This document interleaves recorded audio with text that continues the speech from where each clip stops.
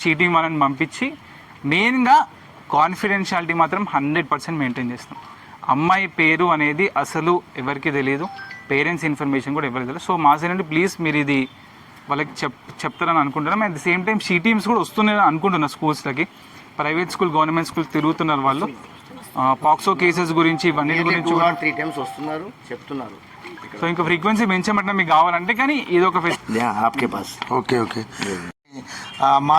మా పిఓ గారి తరపు నుంచి రిక్వెస్ట్ చేస్తున్నాము. ఏంటిదంటే స్కూల్లో మీకు అంటే మొదటగా వాళ్ళ తల్లిదండ్రులకు ఇక్కడ తెలుస్తుంది, రెండవది ఇమీడియట్గా టీచర్లకి అక్కడ మన స్కూల్లో కూడా తెలుస్తుంది. మీరు ఇమీడియట్గా గమనించి ఒకవేళ ఇటువంటి ఘటనలు ఎవరైనా ఆ 100 మందిలో ఎవరైనా మీకు అలా అనిపించినా కూడా ఇమీడియట్గా మీరు కూడా అటువంటి దాన్ని గమనించి మీరు ఏదైతే incident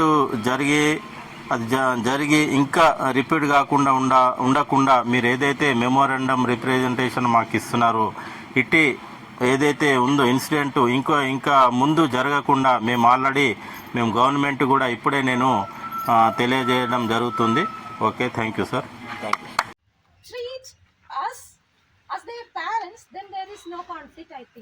It's all happening because of the degradation of moral values.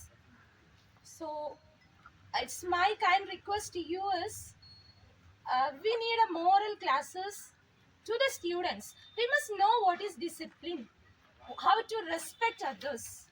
So it's a kind request to you. I think you take a necessary action upon it. Thank you so much.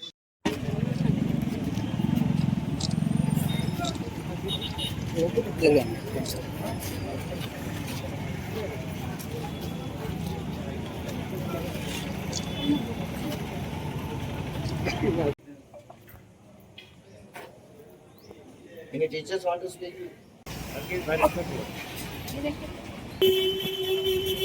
देवी अमर है।